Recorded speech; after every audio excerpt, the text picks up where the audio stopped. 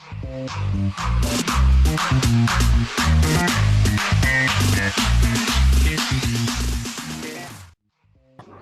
kasih. Assalamualaikum warahmatullahi wabarakatuh. Ya, kita tahu semua ya, dengan adanya pandemi seperti ini, kita nggak bisa berharap bahwa pandemi itu akan berakhir semua hilang penyakit. Nah, nggak bisa seperti ini. Kita tahu dulu ya, zaman flu burung juga seperti itu, bahwa flu burung ini mau nggak mau juga masih ada sampai sekarang. Kadang-kadang 1, 2 pasien tuh masih ada. Jadi kita harus menyiapkan. Dulu flu burung itu pertama heboh, tetapi begitu kita bisa mengatasi, itu sudah tidak heboh lagi. Dan memang untuk penularan dulu tidak ditemukan human to human. Nah sekarang adalah karena sangat kuat ya penularan human to human. Inilah yang membuat harus konsep itu betul-betul bagaimana kita mengatasi new normal di kemudian hari. Nah, memang sebelumnya saya sudah membuat semacam kayak konsep untuk di hospital terutama. Ke depan itu harusnya seperti apa? Nah, ini yang mesti dipahami Bapak Ibu sekalian, semua para pelaku atau para petugas kesehatan. Ke depan itu kita nggak bisa lagi menyalahkan pasien. Tetapi kita yang harus bisa membentengi diri kita sendiri. Gitu. Bahwa pasien itu mana kategori yang PIE atau penyakit infeksi emerging atau pasien itu non PIE. Nah, ini yang harus ditriaskan dari sejak awal, itu kita sudah memahami itu. Nah, tentu ada aturan-aturan kebijakan yang memang harus diterapkan di dalam penata laksanaan pasien-pasien tersebut. Nah, kita tahu ada dampak global dan nasional dari COVID-19 itu luar biasa. Baik di dunia, hampir seluruh dunia itu merasakan bagaimana kasus positif itu banyak. Tidak juga hanya negara miskin, tapi negara kaya pun juga mengalami. Ya, kemudian Indonesia juga seperti itu. Kita sudah 26.000 kasus, luar biasa. Prediksi kita waktu sebelum 31 Maret itu malah takutnya sampai 600.000. Tapi mudah-mudahan dengan kondisi yang sekarang masyarakat makin menyadari akan tetap kurvanya akan tetap landai. Nah, ini akan berdampak pada kehidupan sosial, ekonomi sudah pasti ya, pariwisata, politik, ketahanan nasional, kesehatan masyarakat dan sebagainya. Kesiapan apa yang harus kita siapkan pada kondisi seperti ini? Ini yang terpenting. Saya selalu berpikir, apakah di kemudian hari orang yang positif tetapi dia tidak sakit, terus nggak boleh kemana-mana, nggak boleh dapat hiburan dan sebagainya. Nah, bagaimana mencegah penularan itulah yang terpenting. Maka kita harus bisa membentengi sendiri. Nah, penerapan relaksasi PSBB itu yang seperti apa? Tentu budaya kita tetap pakai masker, budaya tetap kita cuci tangan, budaya physical distancing maupun social distancing itu tetap harus dilakukan. Nah, ini saya kira yang akan merubah perilaku kita di kemudian hari. Ya, pelaksanaan PSBB sendiri tentu nggak seterusnya bisa dilakukan terus-menerus. Orang kan butuh kerja, orang butuh sekolah, orang butuh menghasilkan. Nah, ini tentu kita harus betul-betul mengetahui bagaimana sebaiknya perilaku ini harus dijalankan. Ya, next slide. Yuk next slide. Ini ada aturan-aturan hukum di mana peraturan pemerintah nomor 21 tentang pembatasan sosial berskala besar dan sebagainya. Ini akan dilihat kembali. Kemarin dalam tanda kutip DKI akan dijadikan percontohan ya bagaimana pelonggaran pembatasan sosial berskala besar. Kita harus siap sebelum dijadikan pelonggaran-pelonggaran itu. Nah, oleh itulah kita ke depan harus menata baik infrastruktur rumah sakit, infrastruktur primary healthcare, sampai ke laboratorium itu mesti seperti apa. Ya, next slide. Nah, pada new normal, bagaimana kita akan berdamai atau memang tidak bisa diajak berdamai. Tatanan kehidupan baru inilah yang memungkinkan manusia itu harus tetap hidup sehat. Bagaimana kita akan fight, menjalankan fungsi sosial, fungsi bahwa dia sebagai kepala rumah tangga harus punya pekerjaan, harus menghasilkan. Nah, inilah yang menjadi PR kita semua. Yuk, lanjut. Nah, oleh karena itu kita harus mempunyai standar-standar baru, regulasi-regulasi baru di mana tetap bisa mengatur, memutus rantai penularan, tapi tidak bisa mencegah COVID-19 itu secara 100%. Itu nggak akan bisa hilang. Tapi kita bagaimana caranya dengan kehidupan itu kita bisa menjalankan fungsi-fungsi yang tadi saya sebutkan.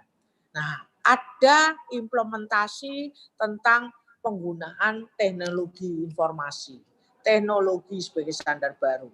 Ya, kemudian perilaku masyarakat itu tentu harus berubah. Ya, next slide.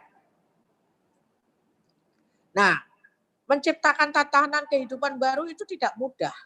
Bagaimana kita selalu harus fokus pada promosi prevention itu sangat penting.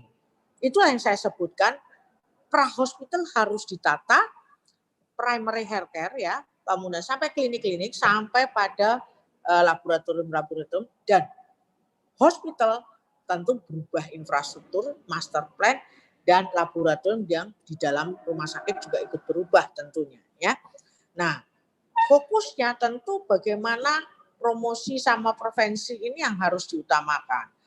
Nah, masyarakat harus bisa membangun sebuah negara itu mengandalkan ketahanan diri nasional. Tidak bisa kita mengandalkan bantuan negara lain dan sebagainya. Kalau masa pandemi selesai, tentu negara-negara ini kan harus survive, dan itu yang harus itu. Makanya fokus juga pada perubahan perilaku. Yang saya bilang tadi, teknologi digunakan sebagaimana memudahkan untuk kita melakukan pekerjaan sehari-hari. Kita harus tetap kompak dengan multidisiplin, multisektor, teamwork itu utama. Ya, next slide. Nah, ini kondisi yang diharapkan. Pekerja, lingkungan, pengunjung, tamu, risiko pekerjaan, semuanya dari masuk sampai keluar itu harus sehat. Ya, tempat umum, kelompok rentan, tempat kerja, tempat wisata, tempat olahraga, bagaimana kita mendisiplinkan diri, bersosialisasi baik di rumah, di tempat pekerjaan maupun di tempat-tempat sarana-sarana sosial. Ini kondisinya tentu harus sehat. Ya, next slide. Nah, menciptakan new normal di rumah sakit seperti apa? Nah, kita sudah mulai nih mengerjakan konsep-konsep itu. Dilakukan triase hospital atau hospital triase, di mana hospital itu dari pintu gerbang sampai pasien itu keluar, dia memang betul-betul aman, nyaman, dan indikasinya adalah pasien safety tentunya ya. Jadi petugasnya juga nanti sehat ya, tidak tertular, pasiennya bisa tertangani dengan baik.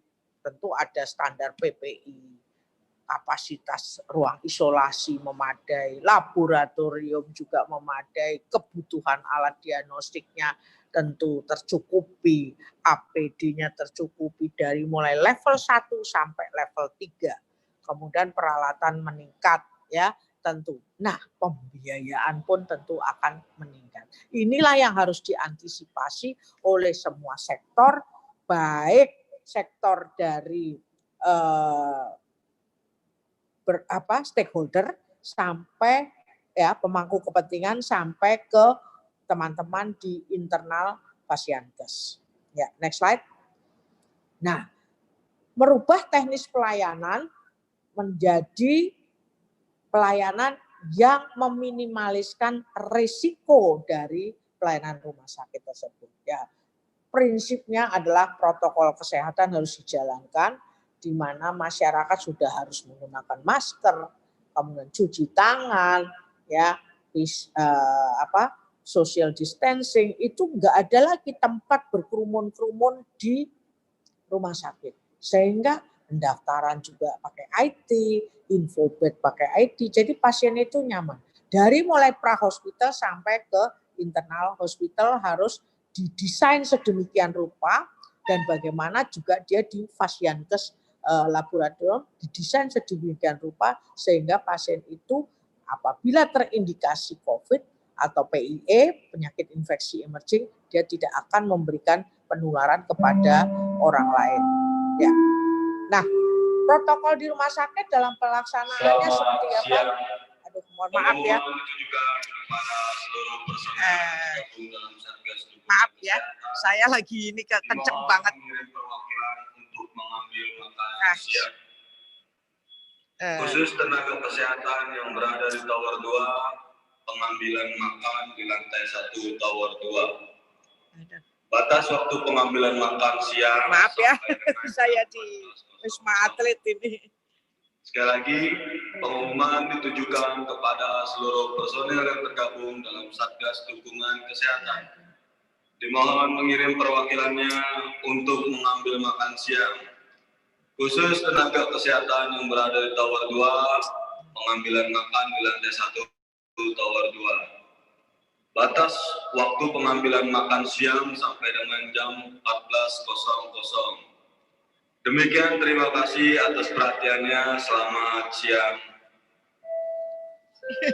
Maaf ya. Ya saya lanjutkan. Ya, protokol rumah sakit di dalam yuk next slide. Next slide. Next slide. Ya, protokol di dalam rumah sakit dalam era new normal adalah kita dapat merubah manajemen pelayanan itu seperti apa. Misalkan pada sistem pelayanan continuum of care. Bagaimana akses masuk yang saya tadi ceritakan, akses to care itu dilaksanakan sedemikian rupa pasien sudah bisa dipilah. Ini pasien penderita COVID atau PIE atau penderita non-COVID atau non-PIE. Nah itu dilakukanlah pada triase primer pada pintu gerbang. Jadi triase ini bukan di IGD tapi triase hospital triase. Kemudian mereka sudah ada jalur ke zona merah atau zona kuning atau zona hijau. Nah inilah yang namanya ada zonasi di setiap pelayanan. Kemudian manajemen SDM-nya seperti apa? Pembagian tugasnya harus jelas, pembatasan jam pelayanan harus jelas, jumlah SDM-nya berdasarkan kompetensi dan analisis beban kerja. Nah, SDM-nya sendiri juga harus meningkatkan kompetensinya dengan cara pelatihan, manajemen, capacity building, pembentukan tim, dan sebagainya sampai ke velo tentang penyakitnya. Karena penyakit ini akan berkembang terus-menerus. Mungkin tidak hanya COVID, nanti hal-hal yang penyakit PIE yang lain yang baru kita tidak tahu. New emerging itu ada aja ya. Nah, bagaimana dengan sarana prasarana? Sarana prasarana juga harus merubah master plan. Nah, kalau memang master plan-nya sudah bagus, tinggal kita mungkin merenovasi sedikit ya. Ada zonasi di dalam rumah sakit.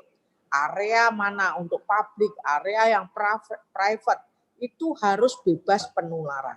Inilah yang menjamin petugas kesehatan tidak tertular oleh penyakit yang dibawa oleh pasien. Kita tidak boleh lagi menyalahkan pasien dan sebagainya. Tapi kita yang harus selalu menjaga diri ya.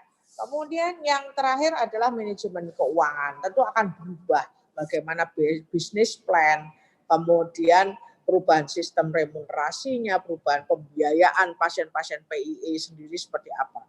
Yuk next slide.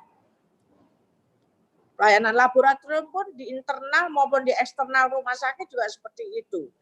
Bagaimana tentang tenaganya, fasilitasnya, sistem pelayanannya, keselamatan pasien, keselamatan pekerja, petugas, dan pengendalian mutu dari hasil laboratorium tersebut. Inilah yang menggambarkan bahwa jangan sampai adanya penyakit-penyakit pandemi ini justru akan menularkan kepada petugas, tetapi sebaiknya petugas harus dapat menghasilkan sebuah kualitas pelayanan di mana hasilnya ini dapat dipertanggungjawabkan. Ya, lanjut. Nah, keselamatan kerja dan keselamatan pasien pada laboratorium tentu tergantung desain ruangan lab, ya, peralatan, kemudian petunjuk pencegahan infeksi, itu harus jelas, tentu monitoring evaluasi pada kesehatan, bagaimana petugas-petugasnya, monitoring pelaporan dan sebagainya, arahnya seperti apa, sehingga kita paham betul bahwa nanti ke depan itu lab-lab seperti apa yang diharuskan. Kita nggak usah lagi berpikir bahwa ini emerging non-emerging. Sebaiknya laboratorium tekanan negatif. Itu udah kayaknya ventilasinya harus baik dan sebagainya. Ya, jangan sampai disitulah lab-lab itu justru akan menjadi sumber penularan dari petugasnya. Next slide, saya kira itu ya. Terima kasih Bapak Ibu yang bisa saya sampaikan. Semoga bermanfaat. Waalaikumsalam warahmatullahi wabarakatuh.